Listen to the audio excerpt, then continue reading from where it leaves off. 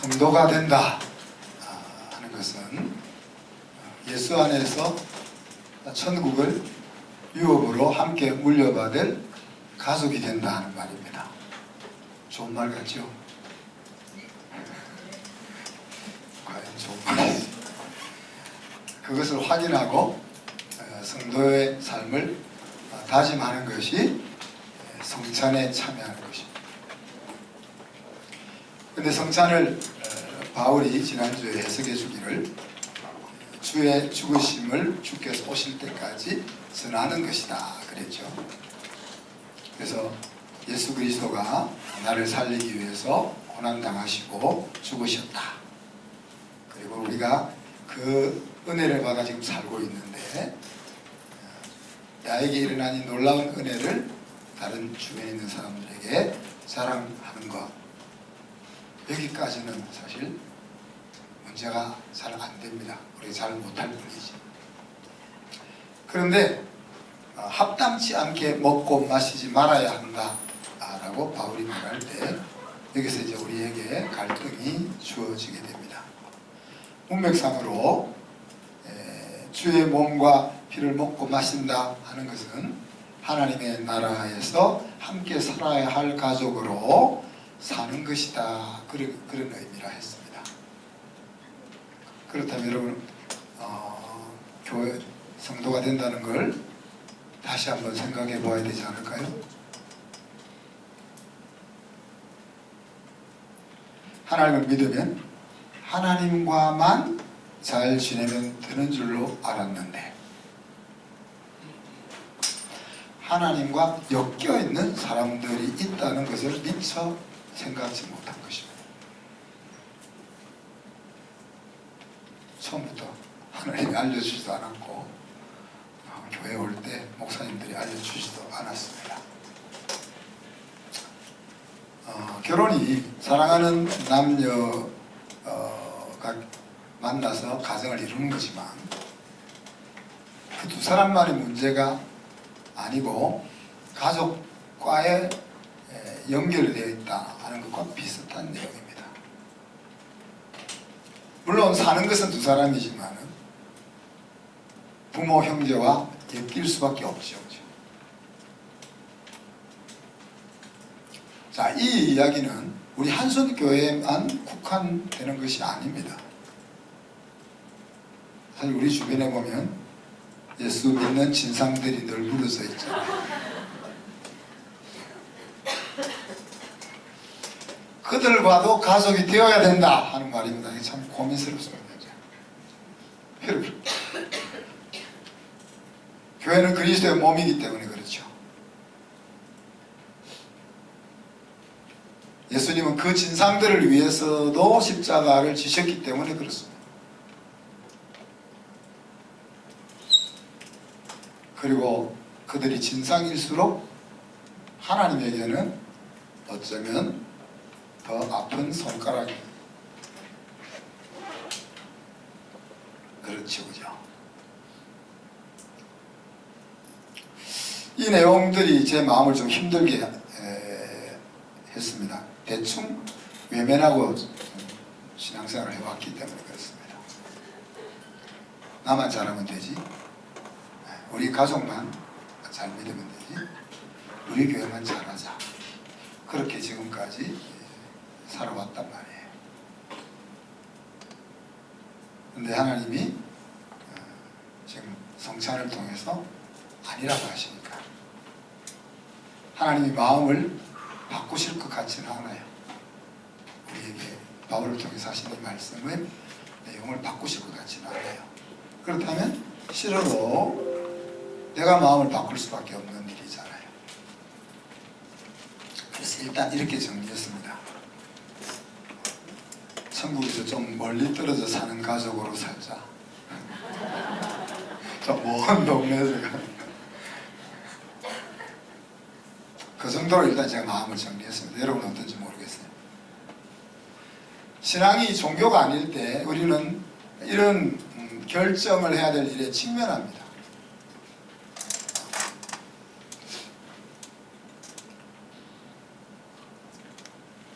하나님이 계시지 않거나 하나님이 그냥 일반적으로 생각하는 종교의 대상일 경우는 문제가 안 되지만, 하나님이 정말 하나님이라는 사실 앞에서는 이런 갈등을 할 수밖에 없는 거죠. 그런 갈등 속에서 우리가 천국 사람으로 만들어서 가는 겁니다. 무거운 말씀에서 죄송하고 다시 느헤미야로 돌아갑시다. 960년 만에 초막절을 지키는 감동이 예루살렘에 있었다 그랬습니다. 8장에서 여호수아가 가나안 땅으로 들어간 이후로 이스라엘 역사의 전무후무한 신앙 회복이었다 그랬죠.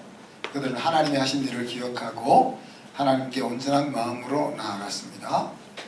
이 놀라운 일들은 성벽을 재건하는 일로부터 시작되었습니다.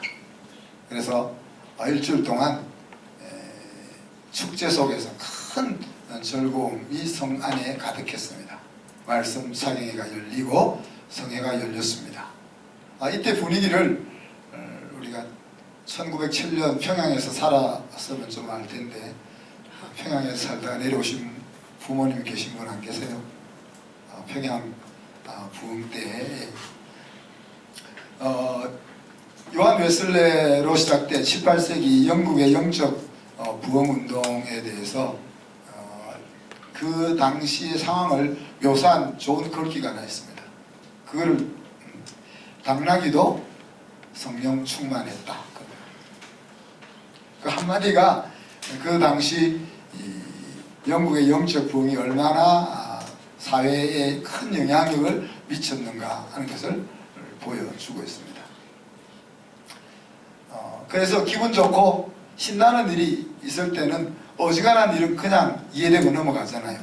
영국에 그런 일이 일어난 거죠.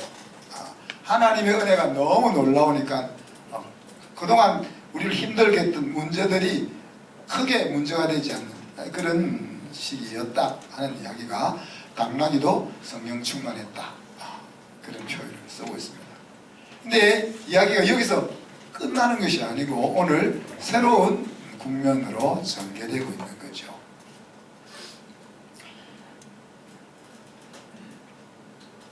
오늘이 언제입니까?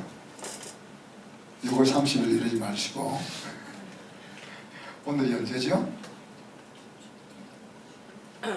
느헤미야 9장에서 오늘이 그달 스무 나흘날 그랬습니다. 그달 스무 나흘날이라는 말은 7월 24일이라는 이야기입니다. 7월 24일이 언젠가 하면은 초막절을 지킨 지 2주가 지난 때고 성벽을 완성한 지가 한 달 지난 날입니다. 그러니까 축제를 신나게 하고 2주가 지났으면 이제 마음이 좀 가라앉아야 되잖아요. 그렇죠? 성벽을 재건하고 한 달이 지났으면 마음이 이제 정상으로 돌아가야 될 때에 오늘 예루살렘에 또 다른 큰 일이 일어나는 거죠. 예루살렘 성벽이 완성된 날이 8장에 가보면은 엘룰월 25일이다 그랬습니다. 엘룰월. 엘룰월은 유대 달력으로 쓰여진, 유대 달력을 말하는데 유대 달력에서 제일 마지막 달, 우리 같으면 12월 달을 말하는 거예요. 7월은 유대 달력으로는 1월 첫 달이잖아요. 첫 달. 그래서 대속죄일이 그때 있는데, 엘룰이라는 말은 아가서 6장 3절에서 만들어낸 단어입니다. 아가서 6장 3절 기억하세요? 나는 사랑하는 이에게 속하였고 그는 나에게 속하였다. 우리 연애편지 쓸 때 써먹었던 구절이죠. 그래서 신부가 사모하는 신랑과의 관계를 잘 나타내고 있는 말이 이 아가서 6장 3절인데, 이거를 히브리 말로 하면 네 단어로 나는 사랑하는 이에게 속하였고 그는 나에게 속하였다 하는 것이 히브리 말로는 네 단어인데, 그 네 단어의 끝에 한 자식을 뽑아가지고 만든 이름이 엘룰이라는 이름입니다. 엘룰. 자, 이걸 신약적으로 좀 해석을 하면은, 자, 신랑 예수님이 오실 때 우리는 신부로서 주님이 내 안에 계시고 내가 주님 안에 있어야 되는 것을 보여줘야 된다. 우리 그렇게 생각해 볼 수 있는 거죠. 그래서 이스라엘 유대 달력으로 새해가 시작되기 전에 마지막 달은 뭐란 거예요? 마지막 달은 1년을 잘 마무리하고 새 달을 준비하는 그런 날이란 말이에요.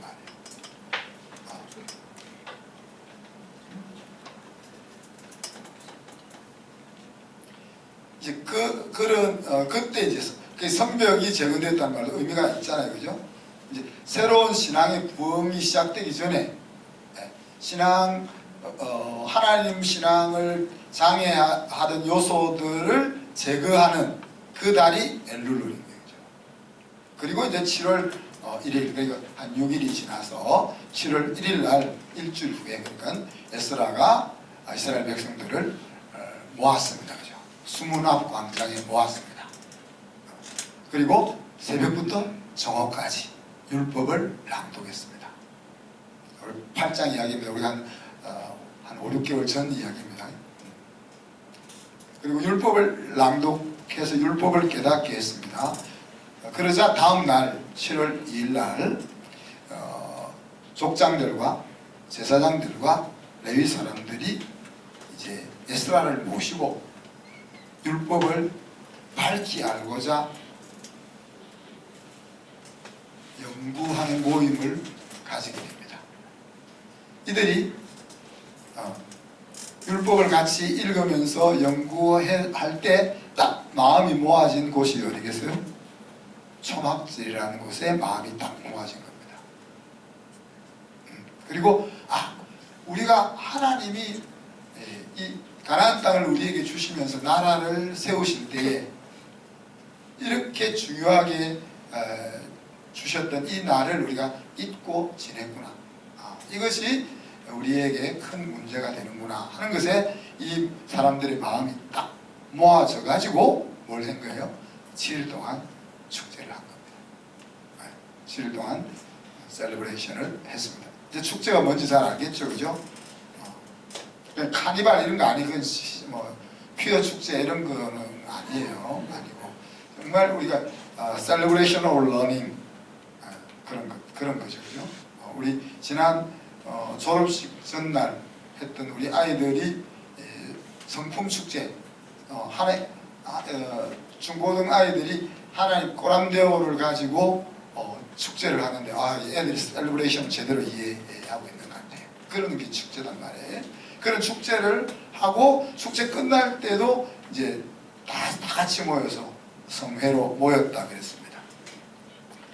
그리고 나서 지금 2주일이 지난 때란 말입니다. 자, 이렇게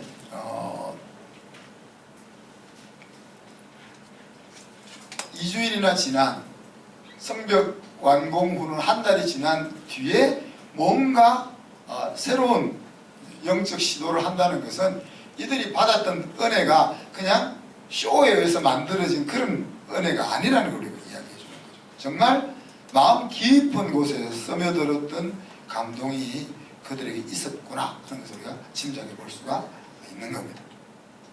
그들이 취한 행동은 뭡니까? 오늘 2절에 보니까 모든 이방인과 절교하고 자기의 죄와 조상의 허물을 자복하는 그런 일들을 벌이고 있습니다. 낮 4분의 1 동안, 그러면 3시간 동안 서서 율법을 낭독합니다. 우리 찬양할 때 우리 지금 한 20분 서가지고 찬양하는데 다리 안 아프세요? 다리 아파요. 20분 찬양하는데도 다리가 아픈데 지금 3시간 동안 성경을, 하나님의 말씀을 서서 낭독을 합니다. 그리고 또 3시간 동안 지금 회개하는 거죠. 회개 내용은 뭡니까? 자기가 지은 죄, 그리고 조상이 지은 허물들, 이런 것들을 회개하는 시간을 가지고 있습니다. 여러분, 우리가 인생을 살면서 죄를 얼마나 지었다고 3시간 동안 나열할 게 있겠습니까, 여러분? 여러분 한 10분만 회개하거나 회개할 게 없을걸요. 그죠? 어떤 사람 1분만 하면 없을 수도 있고. 다르게 이야기하면 3시간 동안 회개했다는 말은 한 가지를 그렇게 애통해 하면서 회개했다는 이야기입니다. 그 한 가지가 뭡니까? 하나님을 떠나서 세상 방식으로 내 인생을 살았다. 내 인생을 내가 주인이 되어 살았다 하는 그것이 3시간 동안 가슴을 찢어지게 만드는 회개의 내용이구나 하는 이야기죠.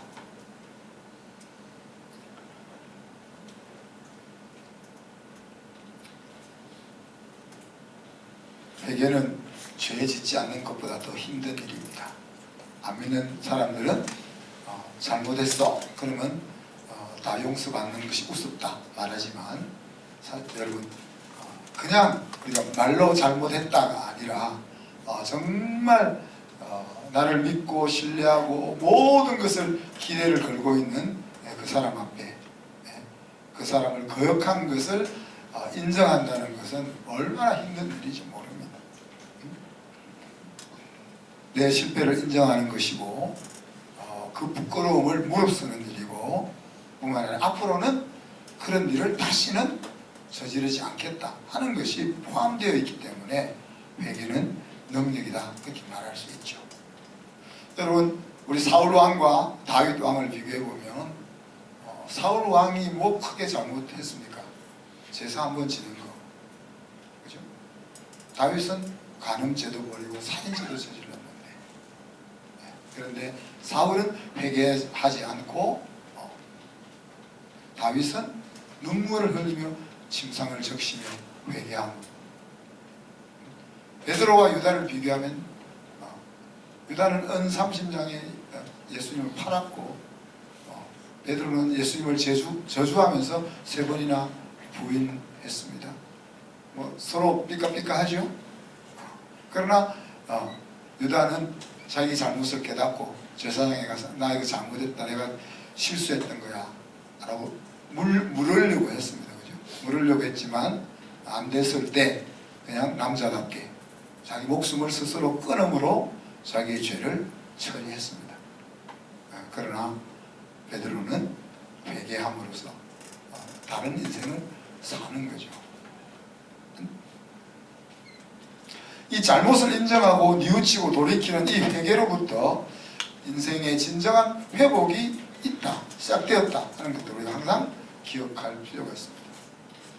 오늘 이스라엘 백성들의 회개의 행동은 무엇이었습니까? 이방인과 절교하는 것이었습니다. 여러분 우리가 안 믿는 사람들과 이제 앞으로 안 만나겠어. 그것도 쉬운 일은 아니지만 할 수 있는 일이죠, 그죠? 그런데 지금 이 이방 사람들과는 어떻게 엮여 있는 겁니까? 여러분 사돈지간으로 엮여 있는 거예요. 혼인으로 인해 가지고 그리고 사업상 엮여 있는 사람들입니다. 그 사람들이 우리 가정에 먹고 사는 일과 연결되어 있다는 이야기입니다. 그리고 친구 관계로 엮여 있는 겁니다. 이렇게 혼인과 사업과 친구 관계로 엮여 있으면은 우리가 어떻게 할 수밖에 없어요. 그래 지금까지 잘못했던 것은 덮어두고 앞으로는 잘할게 이렇게 우리가 생각하기 마련이죠, 그죠? 그런데 이스라엘 백성들은 지금까지 그들의 삶을 이루고 있는 그 근간을 청산하겠다는 겁니다, 그죠? 그들의 회개가 정말 진정이었다는 것을 알 수 있는 거죠. 혼인관계를 끊고 이 잘하는 건지 모르겠어요, 그죠? 혼인관계를 끊고 예수님은 그렇게까지 말씀 안 하셨어요, 그죠? 불신 결혼이었다 하더라도 그러면 이제 믿었으면 헤어져 이렇게 안 했습니다, 그죠? 믿지 않는 배우자가 헤어지자 그러면은 헤어져라 그랬습니다, 그죠? 그렇지만 헤어지지 않는 것이 더 좋다 그렇게 말씀하셨는데, 그런데 이 이스라엘 백성들은 스스로 혼인관계를 끊고 사업관계를 끊고 친구관계를 끊었다. 그래서 그런데 이런 그 결단의 중심에 무엇이 있었습니까? 말씀이 읽혀지고 말씀이 그들의 마음속에 들려지는 것이 중심에 있다는 이야기입니다. 하나님의 말씀이 읽혀진다는 말은 스스로 말씀 앞으로 나아갔다는 이야기고, 그죠? 들려졌다는 것은 마음이 열리고 그 속에 성령의 깨달음이 주어졌다는 이야기입니다. 하나님의 말씀을 우리가 사모해서 찾아 나아가고 성령께서 우리에게 그 말씀을 깨닫게 하는 은혜가 임하게 되면 뭐예요? 당연스럽게 하나님의 은혜가 우리의 가슴에 떠오르게 되고 또 거짓된 삶을 청산하는 회개로 이어질 수밖에 없는 것이죠. 이스라엘 백성들은 여러분 언약 백성입니다. 하나님과의 약속을 통해서 나라가 세워진 그런 백성들입니다. 그들이 지금 하나님과 우상을 겸하여 섬기며 살고 있지만 마음 한 구석에는 죄책감 속에서 살아오는, 마치 우리가 육에 속한 그리스도인이 하나님과 세상을 양쪽 발을 디디고 살 때 차라리 하나님을 몰랐으면 그냥 내 마음대로 살다가 죽어 지옥 가면 끝인데, 하나님이라는 것을 알아가지고 세상으로 가기도 그렇고 하나님에게 완전히 안기려니까 세상의 미련을 끊을 수가 없고, 그래서 심히 힘든 그런 모습과 동일하다 하는 이야기죠. 그런데 그들에게 감동이 오고 은혜가 오면 뭐가 되는 거예요? 야, 우리가 지금까지 잘못 망가졌던 그 언약을 바로 잡아야 되겠다 하는 이 생각이 들어오는 겁니다. 그래서 시편 32편에서 시편 기자는 뭐라고 이야기합니까? 하나님께서 나를 눌려서 고통 가운데로 이끌어가는 것이 복이다, 그렇게 이야기합니다. 만약에 내 인생이 그냥 순탄하게 잘 흘러갈 것 같으면은 그냥 이대로 계속 문제없는 줄 알고 살다가 망해버릴 텐데, 내가 고통 가운데 하나님이 나를 누르시는 것을 통해서 뭘 한다는 거예요? 주를 만날 기회를 타서 기도한다는 거예요. 그래서 홍수가 와도, 홍수가 오면 보통 집이고 산이고 다 떠내려 휩쓸려 가야 되잖아요. 그런 상황이 와도 내 인생은 그렇게 망하지 않는다라고 이야기하는 거죠.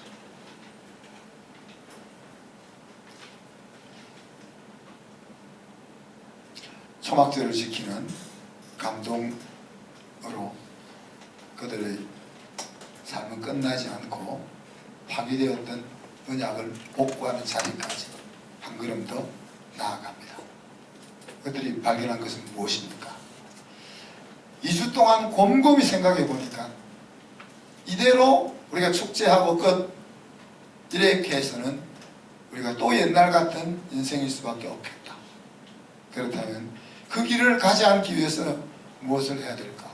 그것은 바로 파괴된 언약을 복구하는 것이다 라는 생각을 그들이 가지게 된 것이죠. 여호와는 우리의 하나님이 되고 우리는 그의 자녀가 되는, 그래서 더 이상 내 명세를 의지하지 않고 범사에 하나님을 인정하는 그 언약의 백성으로 사는 그것이 확고하게 세워져야 우리가 지금 같은 이런 백수십 년 되는 고통을 다시 겪지 않겠구나 하는 생각을 하게 된 것입니다. 하나님께서는 자기 백성들이 제자리를 떠나서 생활할 때 절대로 편안하게 놓아두지 않으십니다. 오늘 36절에 보니까 누리게 하신 가나안 땅은 하나님이 너희들이 누리라고, 이스라엘 백성들이 누리라고 주신 땅입니다. 고생하라고 들어가서 고생하라고 주신 땅이 아니고 그곳에 들어가서 내가 너희들에게 준비해놓은 그 풍성한 것들을 누리라고 주신 땅입니다. 그런데 그 누리라고 주신 그 땅에서 종이 되고 말았다라고 이야기하죠. 그리고 37절에 보니까 이방 왕들이 이스라엘 백성들의 재산과 삶을 다 통치하고 관할하고 말았다 그랬습니다. 왜요? 하나님이 이스라엘 백성들의 인생에 개입을 하시니까.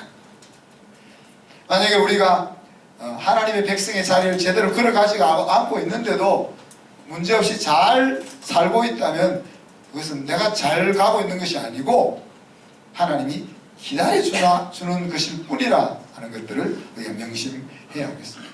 그래서 이스라엘 백성들은 오늘 38절에 보니까 견고한 언약을 다시 맺고 언약의 갱신을 통해서 하나님의 복된 백성으로 살고자 다짐하는 것입니다. 자, 그런데 이 일을 하는데 섬긴 사람들이 소개되고 있습니다. 오늘 4절 레위 사람 몇 사람이 소개되죠, 그죠? 레위 사람들이 앞에서 이야기했던 것처럼 3시간 동안 율법을 낭독하고 3시간 동안 죄를 자복할 때 이 레위인들이 백성들이 듣도록 기도합니다. 그리고 백성들에게 하나님을 찬양하도록 요청하지요. 또 백성들에게 하나님이 지금까지 하셨던 일들을 알립니다. 하나님이 어떤 분이셨는지, 하나님이 어떤 분이셨는지, 그리고 그 하나님이 어떤 일을 하셨는지, 위대하신 하나님, 선하신 하나님, 자비하신 하나님, 그분을 알리고, 그리고 하나님께 또한 이 백성들의 처지를 호소합니다. 바로 일꾼들이 해야 될 일이 이것이죠. 백성들이 언약을 파괴하고 힘든 삶을 사는 것도 모른 채 가고 있을 때에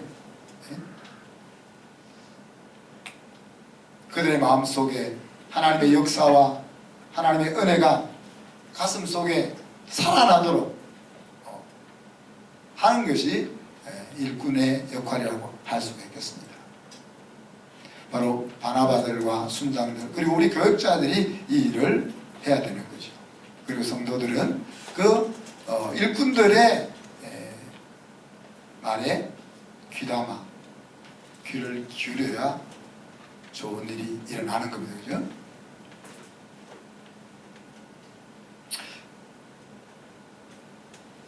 레위인들이 하나님을 떠올려 찬양할 때 하나님의 위대하심과 선하심 그리고 자비하심을 생각하게 했습니다. 세상에 많은 신들이 있지만 어떤 신도 하나님 같은 분은 없다는 사실, 그리고 그 하나님은 내 인생의 승리를 위하여 승리를 항상 생각하고 계시고 승리를 계획하고 있다는 사실, 그리고 그 하나님이 풍성한 사랑으로 항상 나를 대하고 있다 하는 이 사실이 생각나면 어떻게 되는 거예요? 그분께 감사할 수 있고 그분과 맺은 언약의 길을 지속적으로 걸어갈 수가 있는 겁니다. 저와 여러분이 기도 속에서 찬양 속에서 생활 속에서 상기해야 될 내용이 뭐겠습니까? 내가 어떻게 생명을 얻게 되었는가? 지금까지 하나님이 나에게 베풀어 주신 은혜가 도대체 무엇인가? 그리고 그렇게 은혜와 사랑을 받은 자로서 내가 얼마나 배은망덕한 삶을 살았는가? 또 하나님은 나를 얼마나 오래 참고 기다려 주시는가? 이런 것들이 우리의 기도 속에 찬양 속에 생각나야 될 내용들인 거죠. 그러면서 레위인들은 하나님께 호소합니다. 아수르 왕들 때부터 지금까지 북이스라엘이 나라를 빼앗길 때부터 바벨론이 남유다를 집어삼키고 또 그 후 70년 동안 포로 생활을 하는 그 140여 년 그 시간, 그죠? 나라를 잃어버렸던 그 시절, 이것을 하나님 작게 여기지 말아달라고 하나님께 호소하는 거죠. 우리가 이런 어려움을 당한 것은 지극히 당연합니다. 우리 조상들이 한 소행을 생각하면 이런 어려움을 140여 년 동안 이런 어려움을 당하는 것이 지극히 당연하지만 그러나 하나님 우리는 너무 힘들어요. 우리가 140년 동안 겪었던 나라 이런 이 서름에 대해서 하나님도 좀 알아주세요. 이렇게 호소하면서 다시는 이러지 말자. 그렇게 언약을 갱신하고 있는 것입니다. 오늘 말씀의 엑스티켓은 감동을 삶으로 가져올 것인가 하는 이야기입니다. 대부분 사람들은 감동을 좋아합니다. 그죠? 그래서 뉴스 같은 것도 감동적인 것들을 일부러 만들어서 그렇게 또 우리 성도들도 감동의 현장을 쫓아다닙니다. 그러나 여전히 갈증 속에서 벗어나지 못하고 감동의 주인공의 자리에 나아가지 못하고 남이 이룬 감동을 계속 기웃거리는 삶을 우리가 살지요. 여러분, 하나님께서 왜 우리에게 감동을 주십니까? 종교적인 만족감을 주기 위해서 하나님 우리에게 감동을 주실까요? 아니면 사람이 만들어낸 그 분위기 속에 들어가서 내 마음의 위로를 받아라고 감동을 주실까요? 아닙니다. 감동은 새로운 삶의 계기를 만들려고 주시는 겁니다. 그 다르게 이야기하면 인생 승리의 판을 새로 짜라고 감동을 주시는 거단 말이에요. 그러니까 감동은 끝이 아니고 새로운 시작인 것입니다. 성벽을 재건하고 7일 동안 초막절을 지키면서 그 즐거운 시간을 가지는 것으로 그것이 아니고 거기에서 새로운 인생 승리의 출발이 이루어지는 것입니다. 그 말은 다르게 이야기하면 우리가 받은 그 감동을 우리의 삶의 현장으로까지 가지고 내려와야 우리가 감동의 주인공이 될 수 있다는 이야기입니다. 지난주 우리가 생명의 양식 대신 예수님을 먹고 마셨는데 생명의 양식이 여러분 뭡니까? 생명의 양식. 육신의 양식을 먹으면 우리 육신이 살죠, 그죠? 우리 영혼의 생명의 양식을 먹으면 우리가 생명이 삽니다. 그럼 생명이 산다는 것은 뭡니까? 영혼이 산다는 것은 뭡니까, 여러분?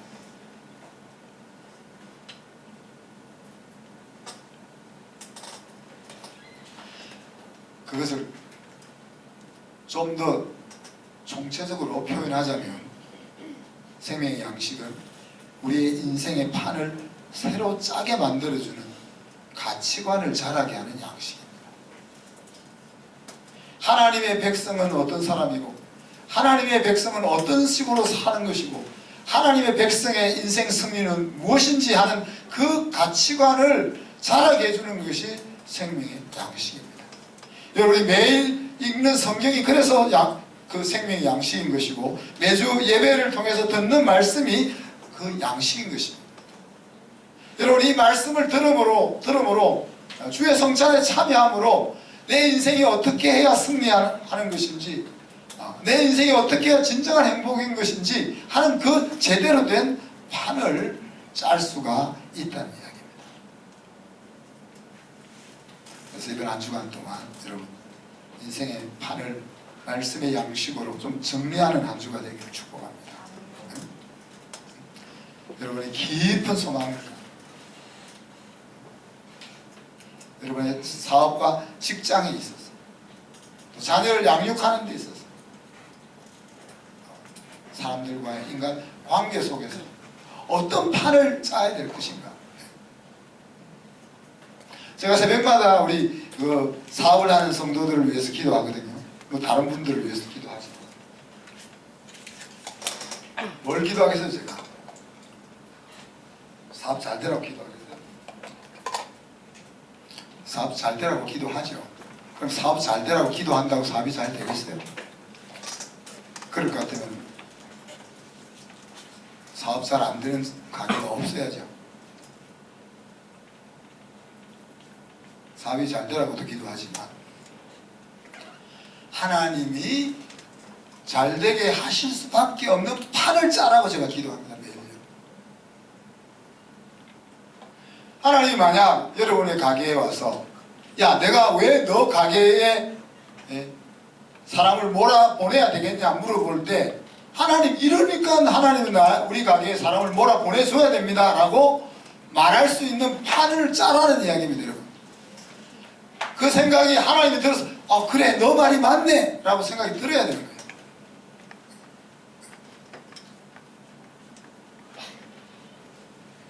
우리가 직장 생활을 하거나 가정의 경제적인 문제를 위해서 기도할 때 그래, 내가 왜 너 집에 돈을 더 줘야 되겠니? 라고 말할 때 하나님, 내가 이래서 하나님 나에게 돈을 주셔야 됩니다 라고 하나님이 납득할 수 있을 만한 판을 짜라는 이야기입니다. 하나님 우리 아이에게 지혜를 주셔서 공부를 잘하게 해주세요 라고 이야기할 때 왜 내가 너 아이에게 지혜를 주어서 공부를 잘하게 해야 되겠냐 라고 물으신다면 하나님이 이렇기 때문에 우리 아이에게 지혜를 주셔야 됩니다 라고 말할 수 있는 판을 짜라는 거예요.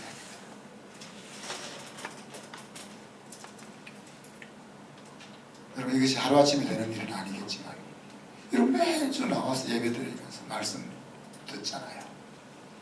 또 가끔씩 집에서 성경도 읽잖아요.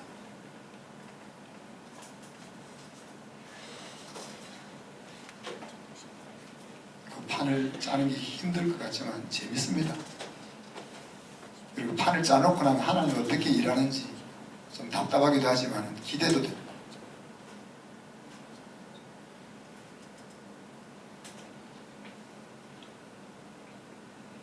기도합시다.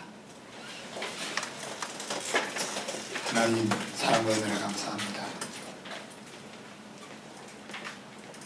예루살렘에 일어났던 놀라운 감동적인 사건이 축제로 끝나지 아니하고 언약의 갱신으로 이어지고 온 이스라엘 백성들의 삶의 판이 바뀌는 놀라운 일들로 이어졌던 사실을 우리가 살펴보면서 우리 한순에 속해 있는 성도들이 가정과 또 자기의 인생과 자녀들과 사업과 직장과 자기의 주어져 있는 모든 상황 속에서 하나님이 복을 주실 수밖에 없는 판을 새롭게 짤 수 있는 은혜가 임하게 하여 주옵소서.